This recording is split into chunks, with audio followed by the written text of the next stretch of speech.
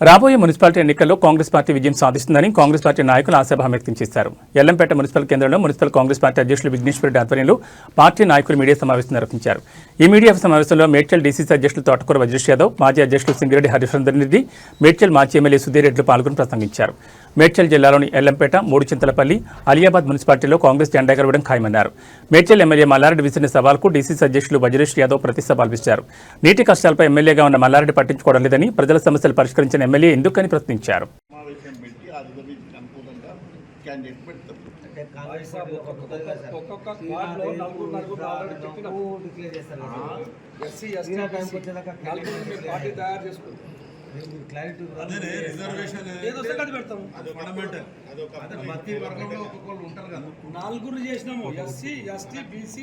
ఈరోజు మా ప్రభుత్వం మమ్మల్ని తరిమి కొట్టిరన్నా, ఇళ్ళకి వెళ్ళనియలేదన్న. ఆ రోజు దుర్మార్గంగా ఏడికి వస్తే ఆడ కేసులు పెట్టిర్రు.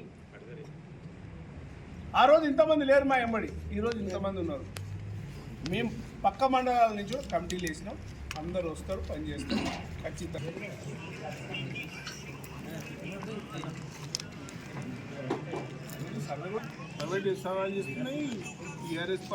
మేడ్చల్ నియోజకవర్గంలోని 3 మున్సిపాలిటీలు మూడుచింతలపల్లి, అలియాబాద్, ఎల్లంపేటకు సంబంధించి ఎన్నికల సందర్భంగా కార్యకర్తలను సమాయత్తం చేయడంలో భాగంగా ఈరోజు మీతో ప్రజలకు కాంగ్రెస్ పార్టీ చేస్తున్నటువంటి కార్యక్రమాలు ఏందో వివరించడానికి పెట్టినటువంటి ఈ కార్యక్రమం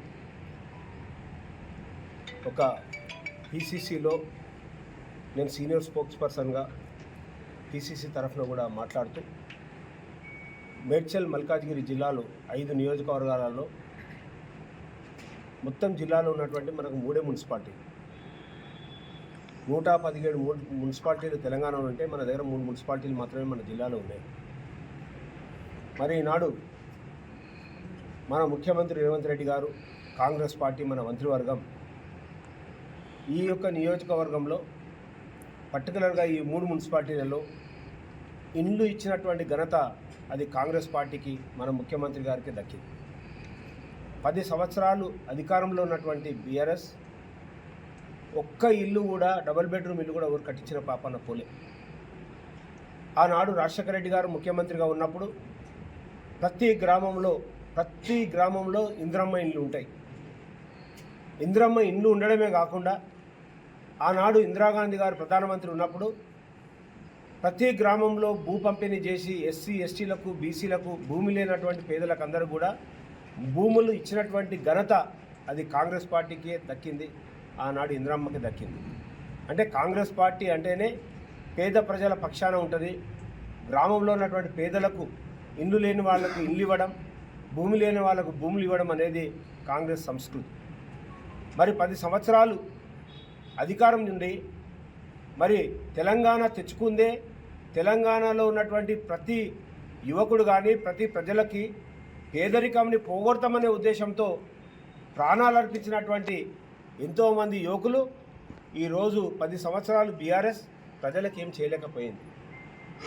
మరి ఈ ఎన్నికలు, మున్సిపల్ ఎన్నికలు, దీని ద్వారా ప్రభుత్వాలు మారేదేం లేదు.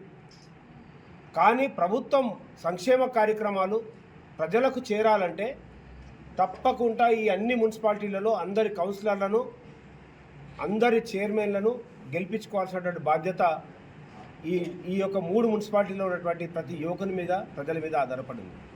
ఎందుకంటే మనం వేరే పార్టీని గెలిపించినట్టయితే వాళ్ళు చేసేదేమి ఉండదు. కానీ ఈనాడు కాంగ్రెస్ పార్టీ అధికారంలోకి ఉంది. సంక్షేమ కార్యక్రమాలు ప్రజల దగ్గరికి వెళ్ళాలంటే కాంగ్రెస్ పార్టీని గెలిపిస్తేనే అవి స్వచ్ఛందంగా ప్రజల దగ్గరికి వెళ్తాయి.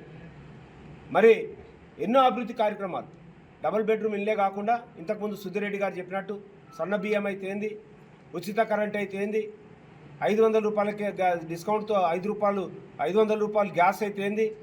ఇక రాబోయే కాలంలో కూడా తప్పకుండా ఇచ్చినటువంటి 6 గ్యారెంటీలు, 2500 రూపాయలు మహిళలకు రావాలన్నా, అదేవిధంగా 4000 రూపాయలు వృద్ధులకు పెన్షన్ రావాలన్నా, మరి కార్యక్రమాలన్నీ జరగాలంటే మన ముఖ్యమంత్రి గారు చేసినటువంటి కార్యక్రమాలకు ఒక దిక్కు అభివృద్ధి, ఒకవైపు సంక్షేమం.